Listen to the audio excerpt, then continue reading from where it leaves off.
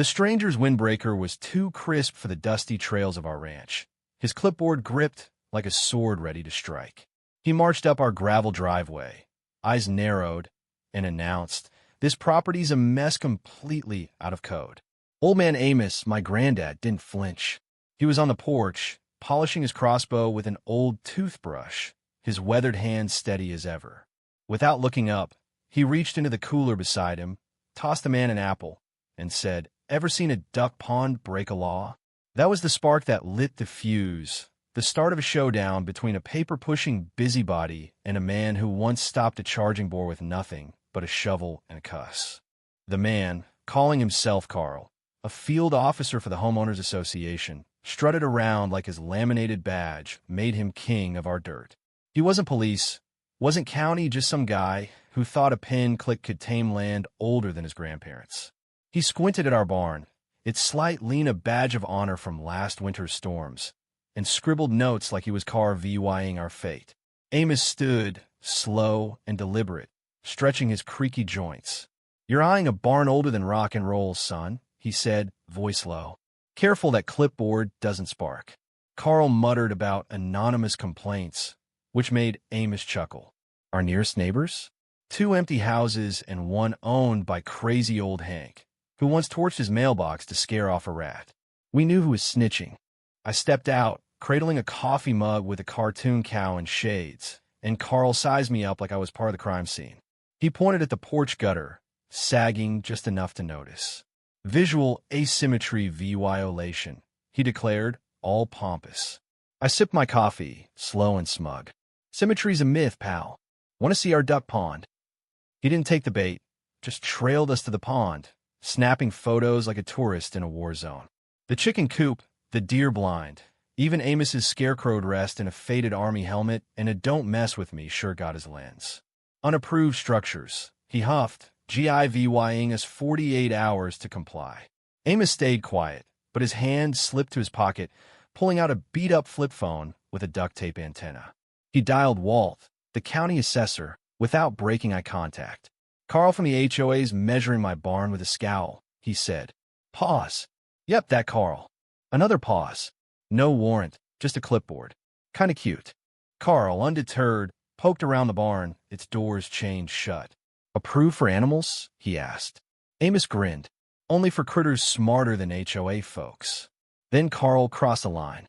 He stomped to the duck pond dug by my great-granddad, fed by a spring, and backed by a county grant Amos secured with a handwritten letter and a Johnny Cash stamp and called it a standing water hazard. He scribbled about erosion, oblivious us to the pond's history. Amos's eyes glinted. "Ever tasted pond apple, son? Lean closer, and the ducks'll teach you who's boss." Right then, gravel crunched. A white pickup with green stripes rolled in, and out stepped Lila, our cousin, a state game warden with boots caked in honest mud and a badge that meant something. Carl rushed her, flustered. "This is an active HOA compliance VY sit." Lila glanced at him, then us, and said, "Why is a desk jockey trespassing on my family's land?" Carl's face flushed. He waved a printed map, claiming our lot fell under some fancy HOA section. Lila pulled a laminated document from her truck. "That map's been dead since the 80s. This ranch is county registered, not HOA. Never was."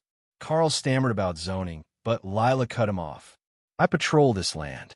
I built that pond. Get a warrant or get gone before I cite you for messing with wildlife." Carl scribbled one last note, snapped a barn photo, and vowed to return with higher authority. Lila laughed, feeding the ducks as Carl's Prius bounced down the drive, clipboard tilting in his rear window. 2 days later, the HOA doubled down. A boxy patrol truck, decked out with community code enforcement decals, rolled up. 2 new guys stepped out, clipboards in hand. One sporting sunglasses despite the gray sky, the other strutting like he'd won a ribbon for showing up. They didn't knock, just started snapping pics of our garden trellis, Amos's solar weather vane, and the scarecrow, now sporting a straw hat and a cigar for extra sass. I watched from the porch as Amos sharpened a machete, not threatening, just prepping to clear brush, though the timing was perfect. Sunglasses got taped a violation notice to our gate. Amos, unfazed, grabbed an old Polaroid camera and snapped a shot of the guy mid-tape. "For the scrapbook," he said, grinning. "When they tried for the barn, I blocked them. Private property, fellas. County cleared that up. You're out of bounds." Sunglasses waved his clipboard. "New directives. We're reevaluating boundaries with historic maps." Pure nonsense. Then the barn door creaked. Lila strolled out, sipping a Gatorade, her warden uniform screaming authority. "You armed?" she asked, eyeing their name tags. "No," they mumbled. "Sworn officers?" Another no. "Know you're trespassing on land with wildlife rehab facilities?" She pointed to camo fencing by the creek, home to 2 raccoons and a hawk. "Touch that, and I'll cite you for messing with protected animals." Sunglasses reached for his phone, but Lila's voice sharpened. "Live cameras on you. Smile for the squirrel calendar." They backed off, but not before one tried yanking a fence corner, claiming it broke aesthetic guidelines. Big mistake. Amos's motion sprinklers kicked on, blasting the guy with pond runoff and chicken droppings. He slipped, landing a muddy mess. I nearly spilled my coffee laughing. They fled, shouting about code escalation, their soggy clipboard left behind. Carl wasn't done. He took to the neighborhood app, posting blurry shots of our pond, calling it a biohazard, and labeling the scarecrow an unknown trespasser structure. The app blew up popcorn emojis, snarky comments, and a few suckers backing Carl. But someone noted the pond's county conservation status, and the tide turned. The next day, a county truck arrived. Sarah, the hydrologist, checked the pond, tested the water, and declared it healthier than the HOA's fountains. She even snapped a selfie with our duck, Daisy, who trailed her like a shadow. Then she dropped a bomb. "This pond qualifies for a sustainability grant. Want it twice as big." Amos's grin could have split his face. "Big enough for a rowboat?" Sarah laughed. "Big enough for a dock and a fish hatchery." Carl returned, shirt tucked tight, voice dripping with fake courtesy. "Reassessing for the HOA board," he said. Amos didn't let him pass the gate, just handed him a card from Dale, the county commissioner, with a note. "Thanks for the duck eggs." Carl blinked. "This supposed to scare me?" Amos leaned close. "No, that's the guy who fished here last month and got her grant. Keep pushing, and you'll meet real trouble." Carl scurried off as Amos waved an envelope our renewed tax exemption for wildlife preservation. The ducks quacked like they were cheering. But Carl went all in, calling an emergency compliance meeting at the town hall, flyers screaming about public nuisance structures. He even used a skewed barn photo, making it look half collapsed, though it'd serve VY vet storms and row goats. Amos, who only left the ranch for pie contests, showed up in an ironed flannel, carrying a clipboard with the county zoning map, our exemption, and a photo of Carl ankle-deep in pond mud. The room buzzed as Carl's slideshow flashed community in jeopardy. He called our barn a liability, but Amos cut in, loud and clear. "That the barn where you ate dirt last week?" The crowd snickered. Neighbor Tom, a surveyor with a voice like gravel, unrolled a giant zoning map. Pro-VYing our land was never HOA. "Carl's map's 40 years old," he said. He didn't do his homework. Sheriff Hank strolled in, sipping coffee. "Missed the part where a pond's a lawn thread." Lila followed, flashing a wildlife certificate. "That hunting stand?" Legal inspected, getting a tracking cam. Carl's slideshow faltered, landing on a photo of Amos, Lila, and Hank by the pond, a wildlife-certified sign gleaming. Amos tapped his clipboard.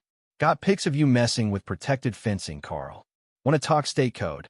Carl's last gasp was an injunction claim, but the Judge Amos's old fishing pal VY cited the ranch, fed Daisy oats, and dismissed the case. "No VY-olation, just HOA overreach," he said, handing Amos a dismissal letter. The next morning, a drone buzzed overhead, circling the barn. I spotted Carl by the HOA truck, smirking. Amos grabbed an air rifle, checked the wind, and with one shot, sent the drone spiraling into a hay pile. Sheriff Hank delivered it to the HOA with a legal warning. A week later, they suspended patrols near our land. Carl vanished from the app. We painted the barn sky blue, added a duck-shaped weather vane flipping the bird, and carved still out of code, still untouchable on the mailbox. So what do you think? Was Amos a hero for standing his ground? Or did he escalate a fight that could have been settled with words? Should HOAs have power over rural land? Or are they just bullies with clipboards? And that drone fair game or too far? Drop your thoughts below, hit like if you're Team Amos, and subscribe for more stories where the little guy fights back.